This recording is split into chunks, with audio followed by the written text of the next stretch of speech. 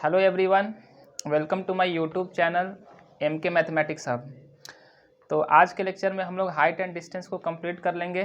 जो भी क्वेश्चन बचा हुआ है उसको कर लेते हैं। तो आइए स्टार्ट करते हैं और लेते हैं आज के लेक्चर का पहला क्वेश्चन।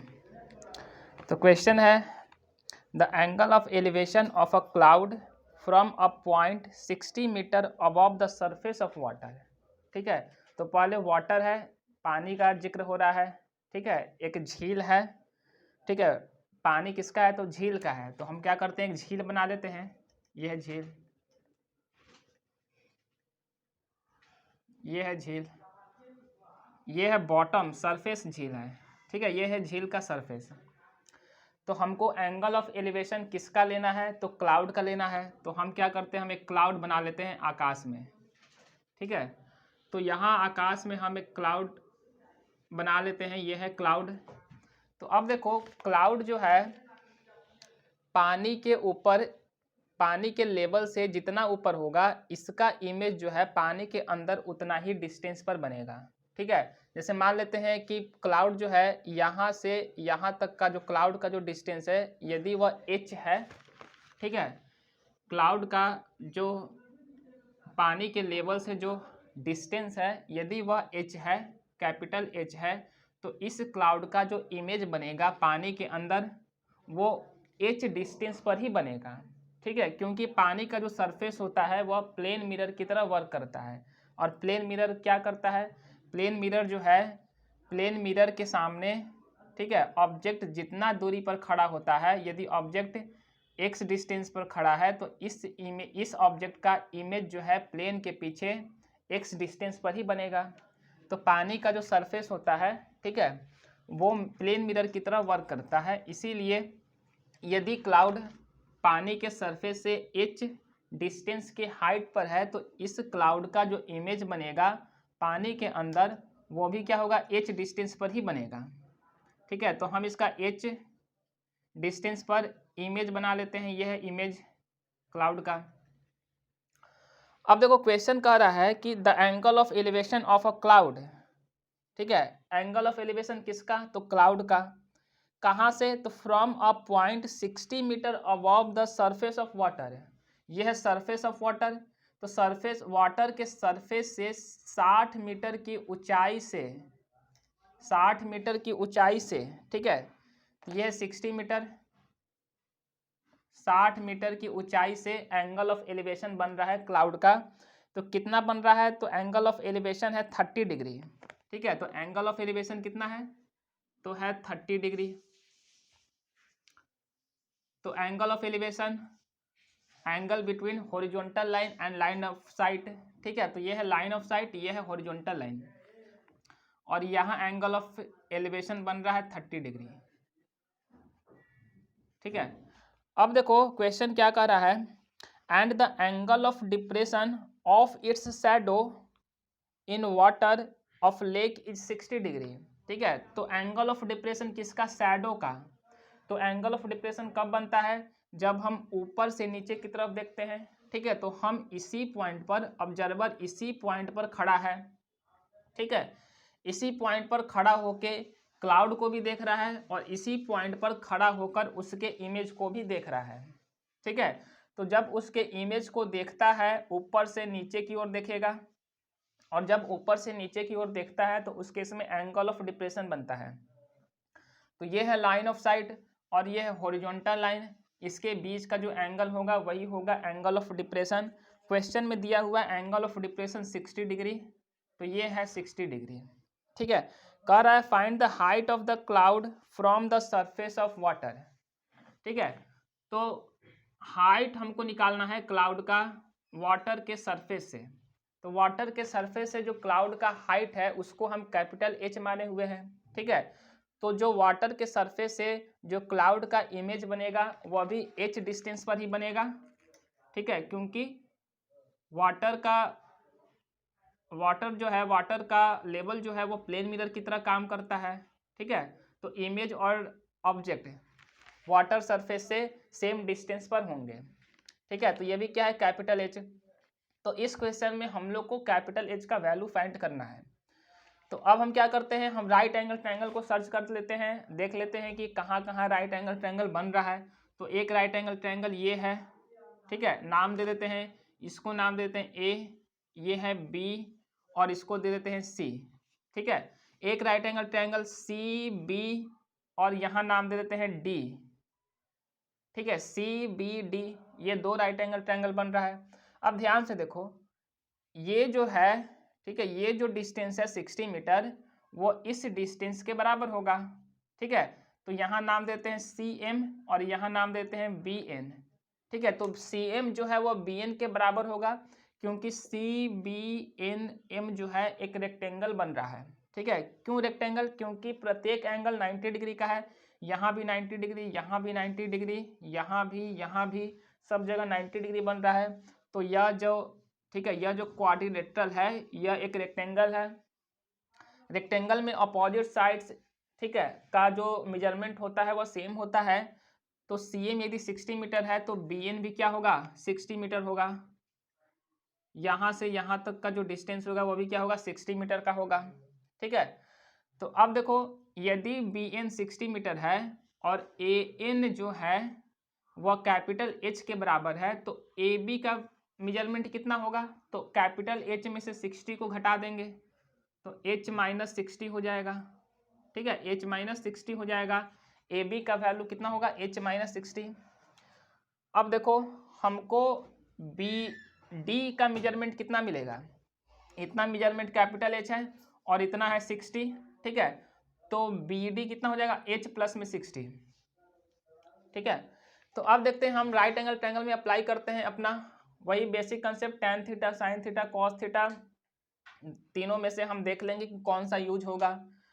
तो देखो, हमको क्या फाइंड करना है, हमको कैपिटल एच का वैल्यू फाइंड करना है, ठीक है। तो देखो, पहले हम अप्लाई करते हैं in triangle A B C, in triangle A B C apply करते हैं tan 30 डिग्री।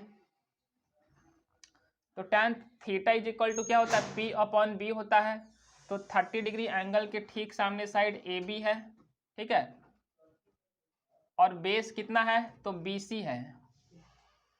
ए बी का वैल्यू कितना है, एच माइनस 60, और बी सी का वैल्यू कितना है, तो बी सी हमको फाइंड करना है, तो हम बी सी फाइंड कर लेते हैं, ठीक है। हमको BC से कोई लेना देना नहीं है, हमको BC का वैल्यू फाइंड नहीं करना है, ठीक है। तो हम क्या करते हैं, BC को रिप्लेस कर देते हैं, यहाँ से BC is equal to find कर लेते हैं H माइनस 60 अपॉन में tan 30 डिग्री, ठीक है। अब देखो, मेरे पास दूसरा राइट एंगल ट्रायंगल है DBC।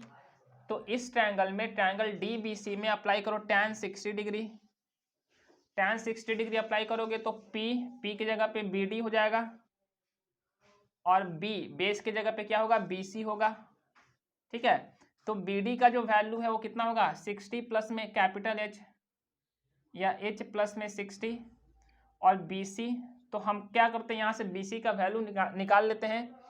तो BC इज इक्वल टू कितना होगा, BC इज इक्वल टू हो जाएगा कैपिटल H प्लस में 60 अपॉन में tan 60, ठीक है। तो यहाँ देखो, ये है फर्स्ट इक्वेशन में BC का वैल्यू इतना मिला है, और सेकेंड इक्वेशन में BC का वैल्यू इतना मिला है। तो दोनों ही, यह भी BC का वैल्यू है, यह भी BC का वैल्यू है, तो इन दोनों को हम आपस में बराबर कर सकते हैं, ठीक है। तो क्या करो, दोनों को आपस में बराबर करो, तो H माइनस 60 अपॉन में tan 30 डिग्री हो जाएगा, और यहाँ से हो जाएगा H प्लस 60 अपॉन में tan 60 डिग्री हो जाएगा, ठीक है। तो यहाँ से कैपिटल H का वैल्यू फाइंड कर लेना है, tan 30 डिग्री का वैल्यू पुट कर देना, tan 60 डिग्री का वैल्यू पुट कर देना, सॉल्व करना, सिंपल सा इक्वेशन है, ठीक है। यहाँ पे लिख दीजिएगा from equation first and second इतना बराबर इतना, ठीक है। तो जो फाइनल आंसर आएगा वो हम बता देते हैं। तो height of cloud from the surface of water जो होगा वो आएगा 120 मीटर, ठीक है। 120 मीटर की ऊंचाई पर बादल है वाटर के सरफेस से, ठीक है। वाटर के सरफेस से जो बादल का ऊंचाई है वो कितना है, 120 मीटर है।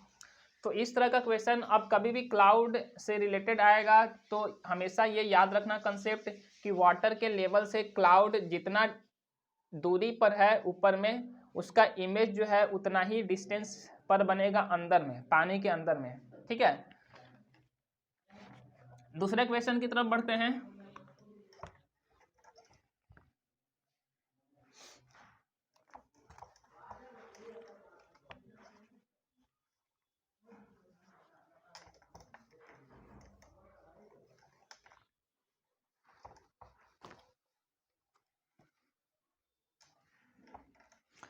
अगला क्वेश्चन है हमारे पास, a round balloon of radius R, ठीक है। तो बैलून वाला क्वेश्चन करने से पहले थोड़ा सा कंसेप्ट देखते हैं सर्कल का, ठीक है। तो सर्कल का कंसेप्ट यहाँ पर यूज होने वाला है, तो ध्यान से देखो, ये है मेरे पास सर्कल,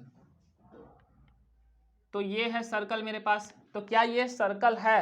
क्या हम इसको सर्कल बोलेंगे? तो ये सर्कल नहीं है, ठीक है, ये एक स्फीयर हो गया।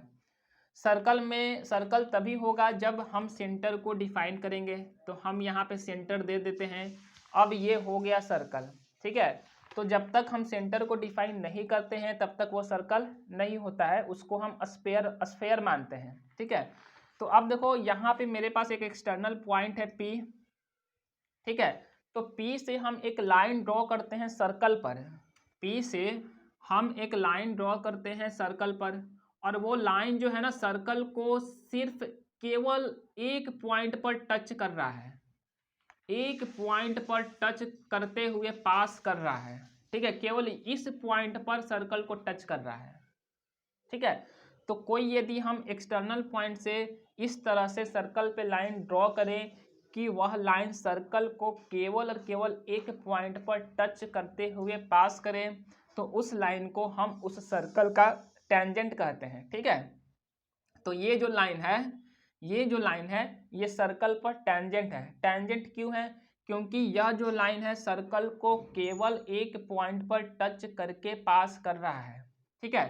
तो अब देखो, एक्सटर्नल पॉइंट P से हम इधर से एक टेंजेंट ड्रॉ कर लिए सर्कल पर, ठीक है। तो हम इधर भी तो टेंजेंट ड्रॉ कर सकते हैं। तो हम एक्सटर्नल पॉइंट से, यदि मेरे पास सर्कल के बाहर में कोई एक पॉइंट दिया हुआ है और कोई पूछेगा कि उस एक्सटर्नल पॉइंट से सर्कल पर कितने टेंजेंट ड्रॉ किए जा सकते हैं, तो केवल 2 टेंजेंट ड्रॉ किए जा सकते हैं, ठीक है। एक इस साइड और दूसरा उसके ऑपोजिट साइड। तो ये दोनों टेंजेंट एक्सटर्नल पॉइंट से ड्रॉ किए गए हैं, ठीक है। तो हमेशा याद रखना कि यदि हम एक्सटर्नल पॉइंट से सर्कल पर 2 टेंजेंट ड्रॉ करते हैं तो दोनों टेंजेंट का जो लेंथ होता है वह सेम होता है, ठीक है। तो यदि यह मान लो M है और यह N है यह पॉइंट, तो PM का जो लेंथ होगा वही PN का लेंथ होगा। और यह भी याद रखना कि टेंजेंट और रेडियस के बीच का जो एंगल बनता है वो हमेशा 90 डिग्री वाला बनता है, वो हमेशा 90 डिग्री का एंगल बनता है। तो यहाँ भी 90 डिग्री बन रहा है और यहाँ भी 90 डिग्री बन रहा है, ठीक है। तो रेडियस और टेंजेंट के बीच का एंगल जो होता है वह 90 डिग्री का होता है। और यह भी याद रखना, ठीक है, कि दोनों टेंजेंट जो है ना वह इक्वली इंक्लाइंड होते हैं। इक्वली इंक्लाइंड कहने का मतलब है, कहाँ से इक्वली इंक्लाइंड होते हैं?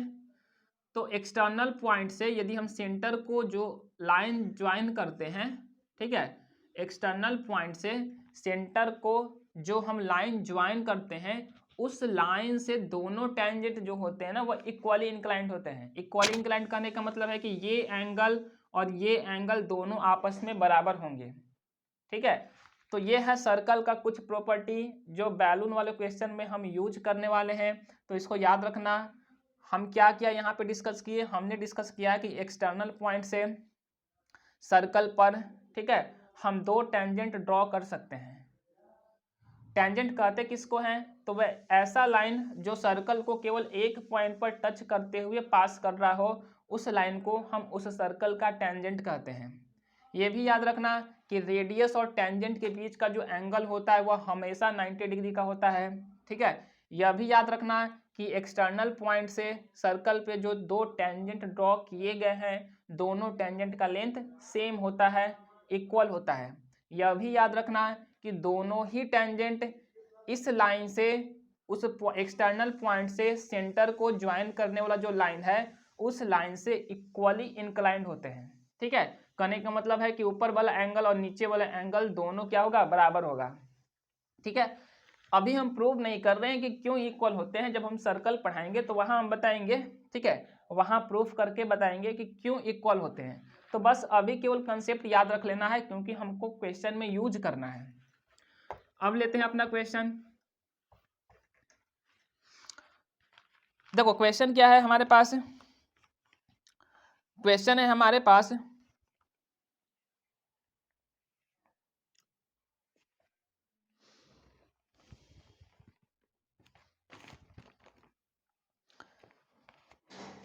क्वेश्चन है हमारे पास, a round balloon of radius R. एक बैलून है और वो उसका शेप कैसा है बैलून का, तो राउंड राउंड है, राउंड राउंड मतलब सर्कुलर शेप का है। तो हम क्या कर लेते हैं, एक बैलून बना लेते हैं। ये है बैलून हमारे पास, राउंड बैलून है। ठीक है, ये है राउंड बैलून हमारे पास।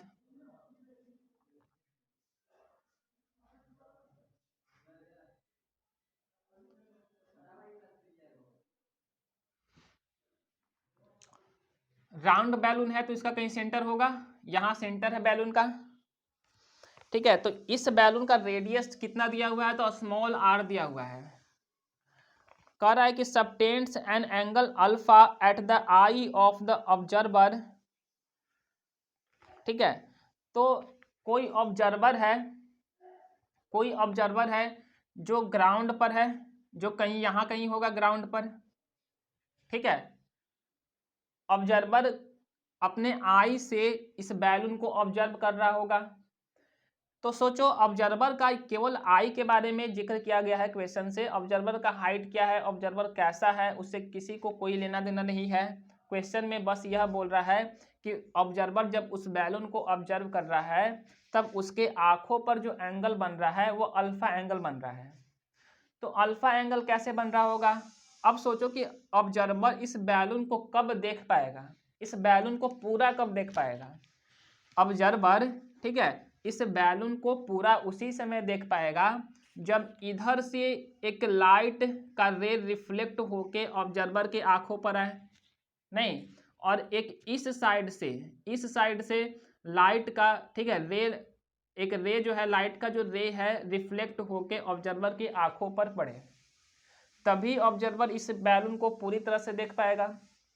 यदि मान लो कि रे लाइट जो है, ठीक है, लाइट का जो रे है वो इस वाले पोर्शन से टकराकर ऑब्जर्वर की आंखों में नहीं आ रहा है, तो ऑब्जर्वर कभी भी इस इधर वाले पोर्शन को नहीं देख पाएगा।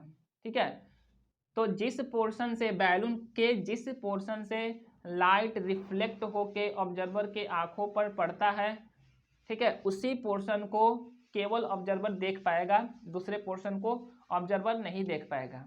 तो यहाँ पर ऑब्जर्वर जो है वह पूरे बैलून को देख रहा है, और जब वो बैलून को देख रहा है तो उसकी आंखों में जो एंगल बन रहा है, ठीक है, किसके द्वारा, रे के द्वारा।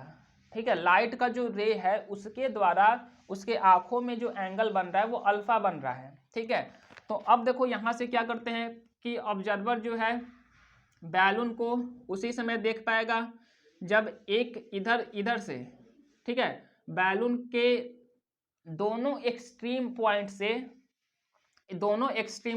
एक्सट्रीम पॉइंट मतलब दूर वाले पॉइंट से, ठीक है, दोनों ही एक्सट्रीम पॉइंट से लाइट का जो रे है वो रिफ्लेक्ट होके ऑब्जर्वर के आंखों पर पड़े।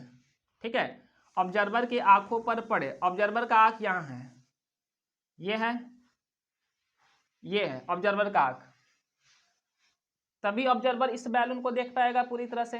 ठीक है, तो जब ऑब्जर्वर इस बैलून को ऑब्जर्व कर रहा है, ये क्या है, ये है रे लाइट है।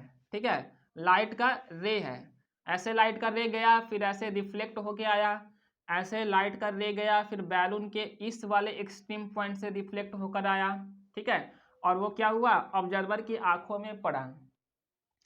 तो जब ऑब्जर्वर उस बैलून को देखता है तो उसकी आंखों में जो एंगल बनता है वो कितना एंगल बन रहा है, तो अल्फा एंगल बन रहा है। वो कितना एंगल बन रहा है, तो अल्फा एंगल बन रहा है। इसके बाद देखो क्वेश्चन कह रहा है, इसके बाद the angle of elevation of its centre is beta. Balloon का जो सेंटर है ना, उसके सेंटर का जो एंगल ऑफ एलिवेशन बन रहा है ना वो बीटा बन रहा है। तो फिर से हमको क्या करना पड़ेगा, लाइन ऑफ साइट बनाना पड़ेगा। ऑब्जर्वर का आँख यहाँ है, सेंटर को देखेगा, ठीक है, तो ऐसे बनाना पड़ेगा ये, ठीक है। तो एंगल ऑफ एलिवेशन ये है लाइन ऑफ साइट, और हॉरिजॉन्टल लाइन भी बनाना पड़ेगा ऐसे, क्योंकि एंगल ऑफ एलिवेशन जो होता है वो लाइन ऑफ साइट और हॉरिजॉन्टल लाइन के बीच का एंगल होता है। ये जो एंगल है,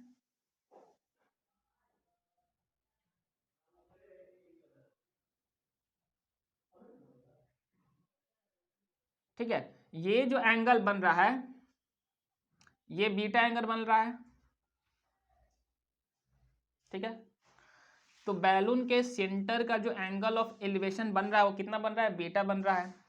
तो कैसे बनाए हम क्या किए, एक लाइन ऑफ साइट ड्रॉ किए, फिर क्या किए, हॉरिजॉन्टल लाइन ड्रॉ किए।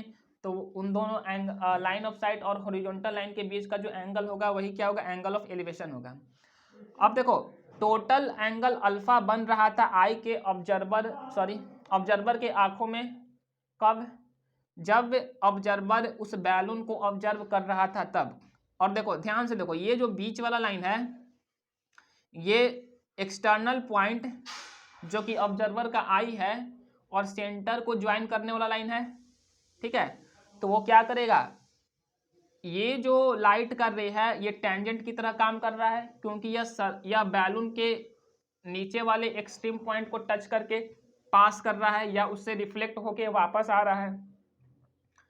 ये भी जो है लाइट रे, यह भी टेंजेंट की तरह काम कर रहा है, क्योंकि यह जो लाइन है, ठीक है, यह जो लाइट रे है वह बैलून के ऊपर वाले एक्सट्रीम पॉइंट से रिफ्लेक्ट होके ऑब्जर्वर की आंखों में पड़ रहा है। तो ये दोनों ही टेंजेंट की तरह वर्क कर रहे हैं, ठीक है। और यह एक्सटर्नल पॉइंट की तरह काम कर रहा है, और यह जो लाइन है एक्सटर्नल पॉइंट और सेंटर को ज्वाइन करने वाला लाइन की तरह काम कर रहा है, ठीक है। तो ये टोटल एंगल क्या है, अल्फा बन रहा है, अल्फा बन रहा है जब ऑब्जर्वर इस बैलून को ऑब्जर्व कर रहा है तब। तो ये लाइन जो है वह इस लाइन से दोनों एक्सटर्नल दोनों जो टेंजेंट है वो इक्वली इंक्लाइंड होंगे।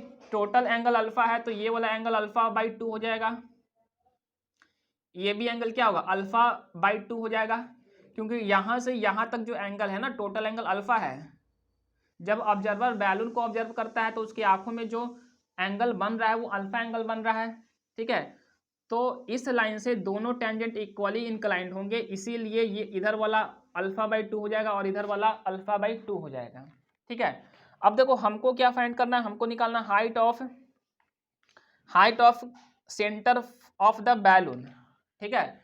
तो ये जो सेंटर है बैलून का ना, हमको उसका हाइट निकालना है। तो हम ये नीचे एक ड्रॉ कर देते हैं लाइन, ठीक है। तो हमको ये वाला डिस्टेंस निकालना है, तो हम नाम देते हैं इसको, इधर से ज्वाइन कर देते हैं, ठीक है। तो यहाँ देखो ये रेडियस है और ये टेंजेंट है, तो रेडियस और टेंजेंट के बीच का एंगल 90 डिग्री होता है।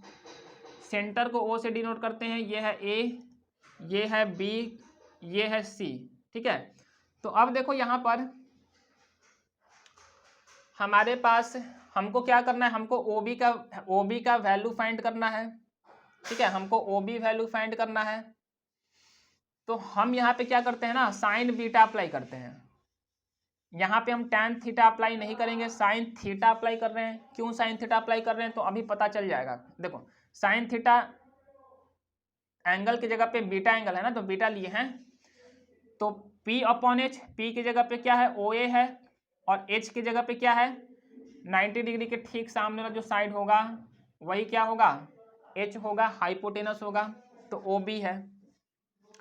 अब हम ओ बी का वैल्यू फाइंड कर लेंगे right angle triangle O C B से, ठीक है। तो ट्रायंगल ओ सी बी में अप्लाई करोगे फिर से साइन अल्फा बाई 2, ठीक है। तो ये यहाँ एंगल अल्फा बाई 2 बन रहा है ना, साइन अल्फा बाई 2 अप्लाई करोगे तो फिर से P अपॉन एच होगा। तो इस एंगल के ठीक सामने वाला साइड ओ सी है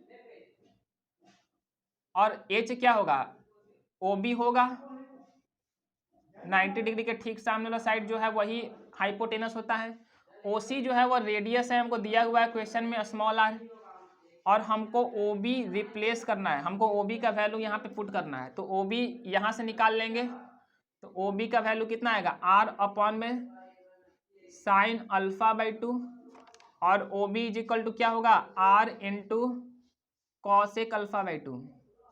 ठीक है, क्योंकि 1 अपॉन साइन अल्फा जो होता है वो कॉसेक अल्फा के बराबर होता है, वो हम ट्रिगो जब पढ़ा रहे थे तो वहाँ हम डिस्कस किए थे। ठीक है, तो अब क्या करना है आप लोग को, ओ बी की जगह पे इतना वैल्यू यहाँ पुट कर देना है। तो sine beta is equal to हो जाएगा O A upon R cosec alpha upon 2। ठीक है, और यहाँ से ओ ए का वैल्यू फाइंड कर लेना। तो ओ ए का वैल्यू कितना आएगा, तो ओ ए का वैल्यू आ जाएगा R sine beta into cosec alpha by 2 into cosec alpha by 2। ठीक है, ये है ओ ए, क्या है, बैलून के सेंटर का डिस्टेंस है ग्राउंड से। ठीक है, तो उम्मीद है समझ में आया होगा इस तरह का क्वेश्चन कैसे सॉल्व करना है। अगला क्वेश्चन लेते हैं।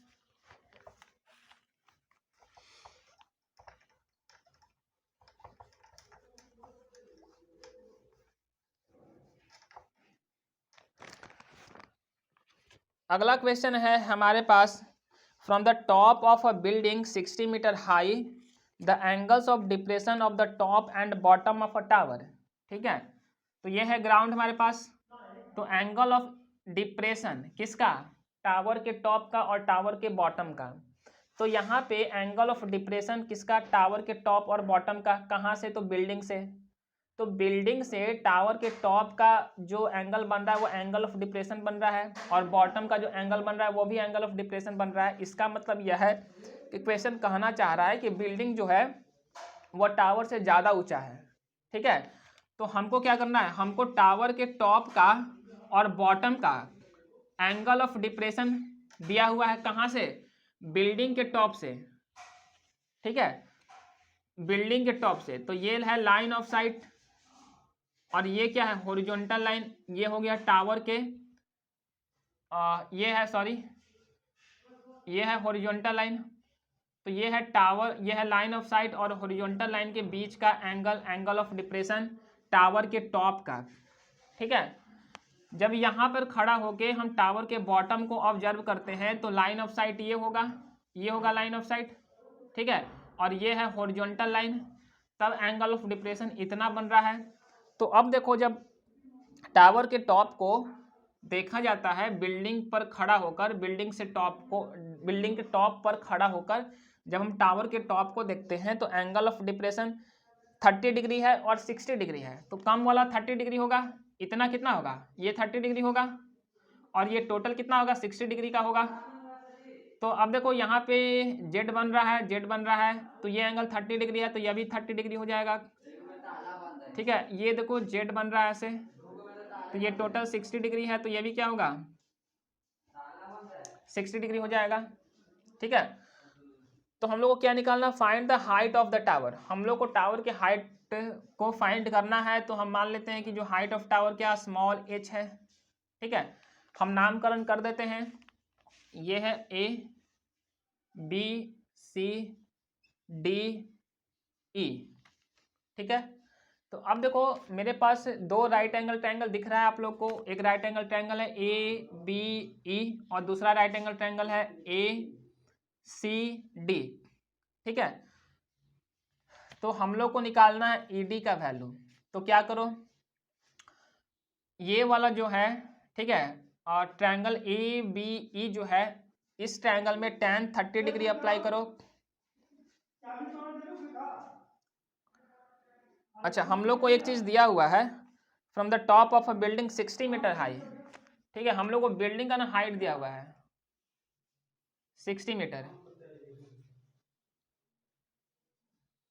ठीक है, तो from the top of a building 60 metre high the angles of depression of the top and bottom of a tower are observed to be 30 degree and 60 degree.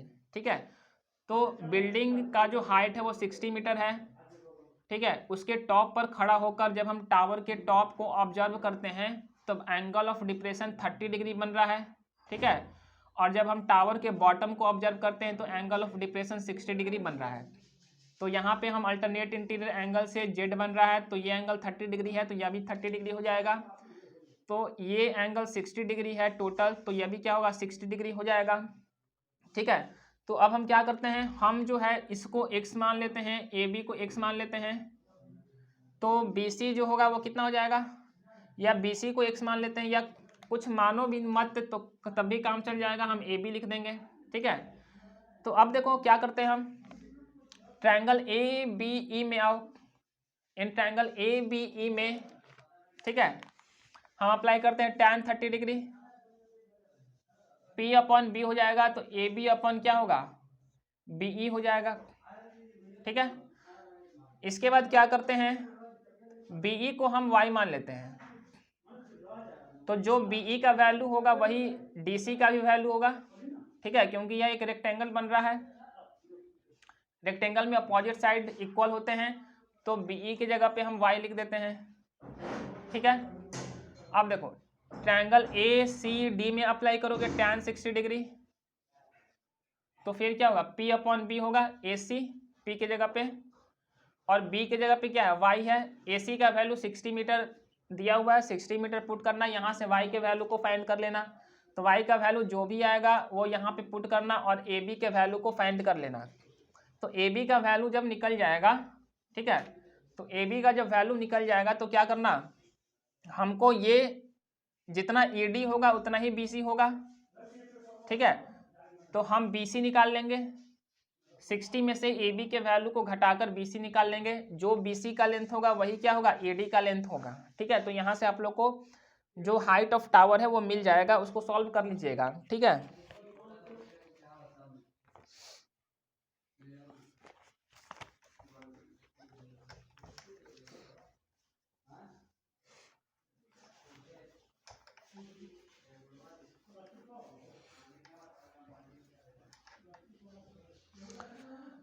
अगला क्वेश्चन देखते हैं। अगला क्वेश्चन काफ़ी प्रैक्टिकल है, ठीक है, बर्ड से related है और उसको ऑब्जर्व किया जा रहा है। तो देखो क्वेश्चन है कि a boy standing on a horizontal plane, ठीक है, एक लड़का है वह एक हॉरिजॉन्टल प्लेन पर खड़ा है। तो पहले हम क्या करते हैं, एक हॉरिजॉन्टल प्लेन बना लेते हैं, यह एक हॉरिजॉन्टल प्लेन। ठीक है, तो a boy standing on a horizontal plane finds a bird flying at a distance of 100 metre from him at an elevation of 30 degree. तो यहाँ पे बॉय का हाइट नहीं दिया हुआ है, तो यदि बॉय का हाइट नहीं दिया हुआ है तो हम बॉय को क्या करेंगे, नेग्लिजिबल हाइट का मानेंगे। ठीक है, तो बॉय के पास कोई हाइट नहीं है। ठीक है, बॉय काफ़ी छोटा है तो नहीं दिया हुआ है, तो बस हम इसके नेग्लिजिबल हाइट मान लेते हैं। अब देखो ये जो लड़का है वह एक बर्ड को ऑब्जर्व कर रहा है, और वो बर्ड जो है वह आसमान में उड़ रही है, तो ये है बर्ड। ठीक है, ये है आँख बर्ड का, ये बर्ड जो है वह उड़ रही है। ठीक है, तो ऑब्जर्वर जब बर्ड को ऑब्जर्व करता है तो एंगल ऑफ एलिवेशन कितना बन रहा है, ठीक है, तो 30 डिग्री का बन रहा है। और वो बर्ड जो है उस ऑब्जर्वर से कितने दूरी पर है, तो दूरी पर है 100 मीटर की दूरी पर है। ठीक है, from him at an elevation of 30 degree. तो ये बर्ड ऑब्जर्वर से 100 मीटर की दूरी पर है। ठीक है, एलिवेशन कितना बन रहा है, तो 30 डिग्री का बन रहा है। ठीक है, तो यहाँ हो जाएगा 30 डिग्री।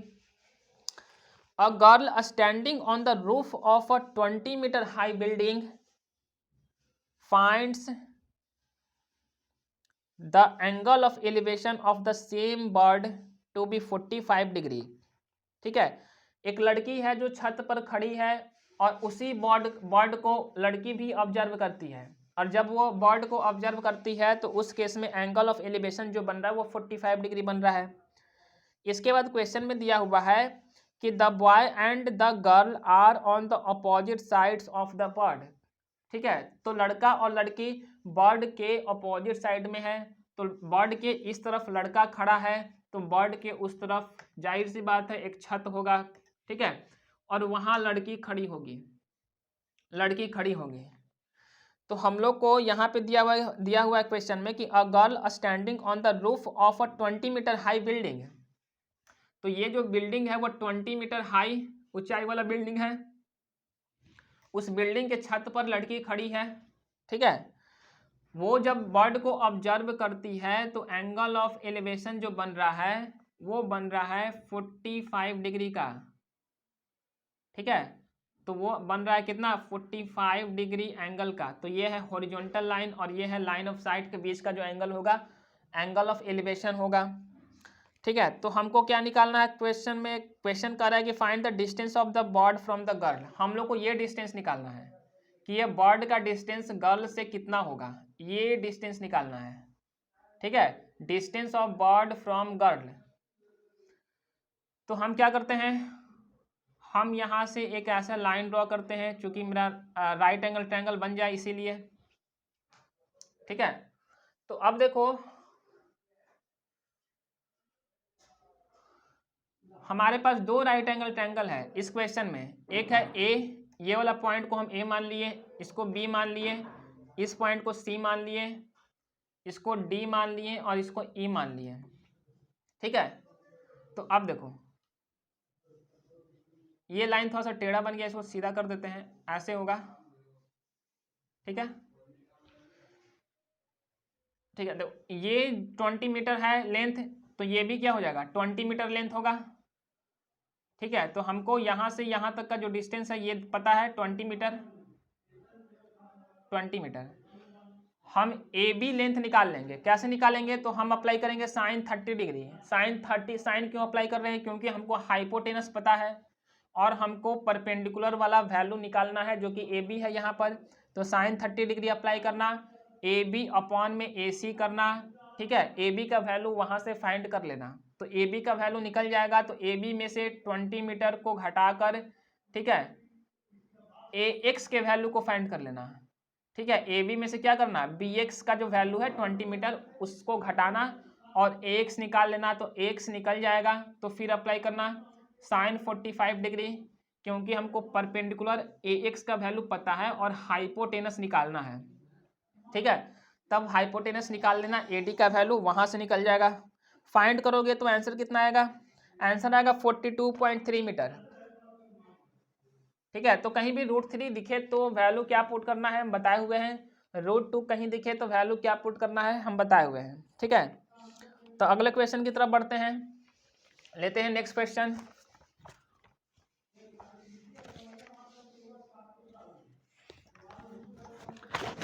हाइट एंड डिस्टेंस में यदि फिगर अच्छी तरह से समझ में आ गया तो फिर क्वेश्चन इजी हो जाता है, बस केवल साइन कॉस टैन अप्लाई करना होता है। अब देखो नेक्स्ट क्वेश्चन है हमारे पास,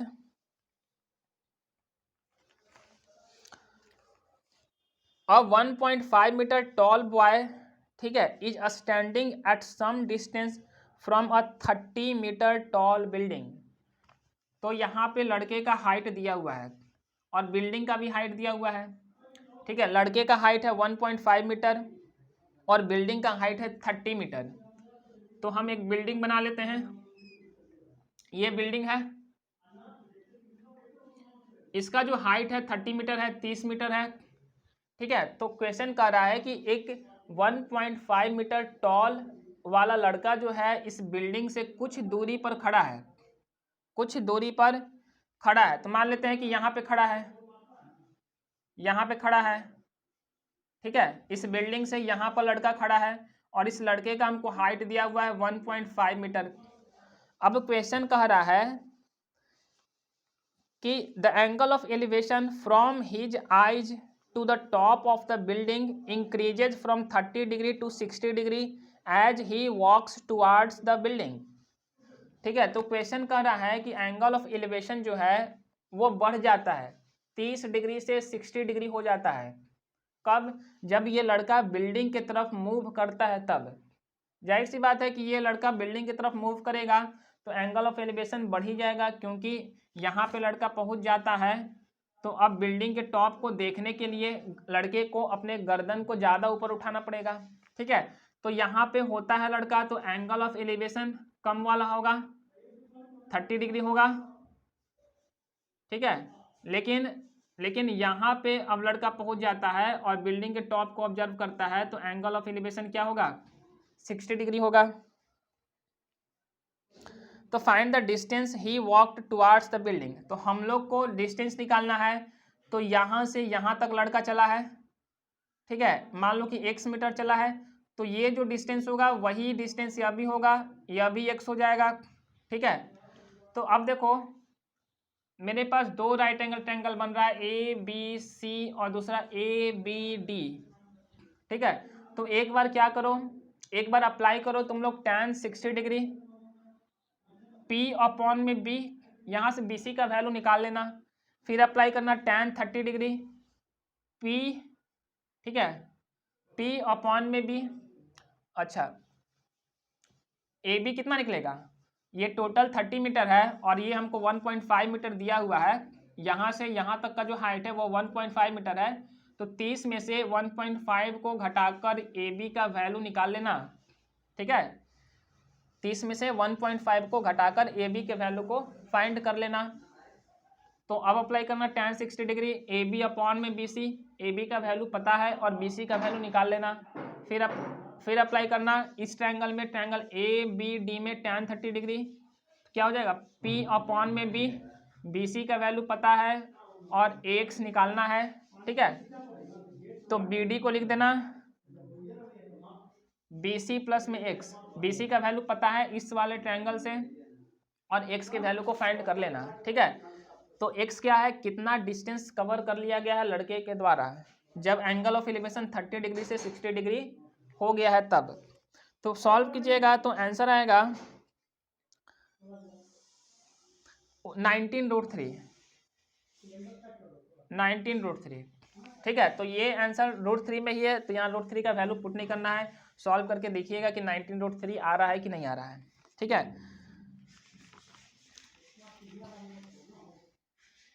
तो आज के लेक्चर का लास्ट क्वेश्चन, ठीक है।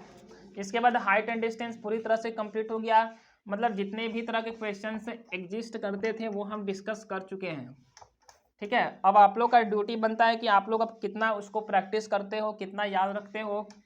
और इसी तरह का, ठीक है, क्वेश्चन RS अग्रवाल के एक्सरसाइज में भी दिया हुआ है जो CBSE में आया हुआ है, उसको भी सॉल्व करके देखिएगा कि सॉल्व हो रहा है कि नहीं हो रहा है, ठीक है।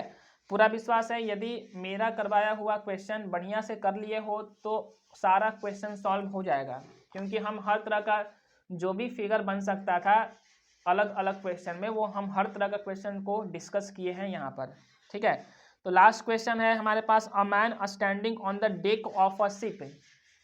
तो शिप है, तो शिप जमीन पर तो नहीं चलेगा, पानी में चलेगा, तो हम पानी बना लेते हैं, यह है पानी, ठीक है। तो डेक क्या होता है शिप का, तो देखो डेक क्या होता है, यह शिप मेरे पास यहाँ पे ऐसे ऊपर एक होता है, यहाँ पे सीढ़ी लगा होता है, जो कप्तान होता है यहाँ पे खड़ा होकर वो चारों तरफ समुद्र में निगरानी करता है कि कोई मतलब चारों तरफ कुछ निगरानी करता है, मौसम के बारे में निगरानी करता है, या समुद्री चोर डाकू जो होते हैं वो उसको भी देखता है कि हमारे तरफ तो नहीं आ रहे हैं ना। ये जो होता है डेक होता है, इसको बोलते हैं डेक। यहाँ पे काफ़ी स्पेस होता है, हम लोग यहाँ पे घूम सकते हैं, टहल सकते हैं, खेल सकते हैं, कुछ भी कर सकते हैं, समझ में आया। तो इसी डेक पर कहीं एक ऑब्जर्वर होगा, तो हम यहाँ पे मान लेते हैं कि यहाँ पे एक ऑब्जर्वर है, ठीक है। जो डेक है ना, क्वेश्चन देखो, क्वेश्चन आगे कह रहा है कि a man standing on the deck of ship which is 10 metre above the water level. पानी का लेवल यहाँ है, पानी का लेवल ये है, तो और ये क्या है डेक, जहाँ पे ऑब्जर्वर खड़ा है शिप के डेक पर, ठीक है, वो जो लेवल से जो ऊंचाई है वह हम लोग को पता है कितना, 10 मीटर, मतलब हम लोग को ये पता है 10 मीटर, ठीक है, 10 metre. Observes the angle of elevation of the top of a hill as 60 degree, ठीक है। तो इधर कहीं हिल है, मान लो कि ये समुद्र है और इधर कहीं किनारे क्या है, हिल है, इधर हिल है, मान लो यहाँ से जमीन शुरू हो जा रहा है, ठीक है। थोड़ा सा हम शिप को और थोड़ा सा बड़ा बना देते हैं, इस तरह का शिप है, ऐसे है, ऑब्जर्वर यहाँ खड़ा है, ठीक है, पानी के लेवल से वो 10 मीटर की ऊंचाई पर है, यहाँ से जब हिल के टॉप को ऑब्जर्व करता है ऑब्जर्वर, तो एंगल ऑफ एलिवेशन बन रहा होगा, ठीक है। तो ये है हॉरिजॉन्टल लाइन और ये था लाइन ऑफ साइट। तो एंगल ऑफ एलिवेशन जो बन रहा है वो बन रहा है 60 डिग्री। और जब यहाँ पर खड़ा होकर बॉटम, टावर के बॉटम को ऑब्जर्व करता है ऑब्जर्वर, तो एंगल ऑफ डिप्रेशन बन रहा है, हॉरिजॉन्टल लाइन और लाइन ऑफ साइट के बीच का एंगल जो बन रहा है वो बन रहा है 30 डिग्री। ये है 30 डिग्री, ठीक है। तो फिगर बन गया अपना, क्वेश्चन इजी हो गया। तो find the distance of the hill from the ship, find the distance of the hill from the ship and the height of the हिल। तो शिप से हिल का डिस्टेंस, यही डिस्टेंस है, ये हमको डिस्टेंस निकालना है, ये वाला मान लो कि ये एक्स डिस्टेंस है, तो यह एक्स है, तो यह भी क्या होगा, एक्स ही होगा, ठीक है। इसके बाद हमको क्या करना है, हिल का हाइट निकालना है। तो देखो क्या करना, ये जेड बन रहा है, जेड बन रहा है, तो ये 30 डिग्री एंगल होगा, तो ये भी 30 डिग्री एंगल हो जाएगा। तो ये वाले राइट एंगल ट्रायंगल में क्या करना, tan 30 डिग्री अप्लाई करना। तो परपेंडिकुलर का वैल्यू दिया हुआ है, बेस का वैल्यू जिसको हम x माने हुए हैं उसको फाइंड कर लेना, ठीक है। तो ये x आएगा, ये वाला x आ जाएगा, तो हमको अब क्या करना होगा, ये x होगा तो ये भी क्या होगा, x ही होगा, ये भी क्या होगा, x होगा। तो अब ये वाले ट्रायंगल में क्या करना, tan 60 डिग्री अप्लाई करना।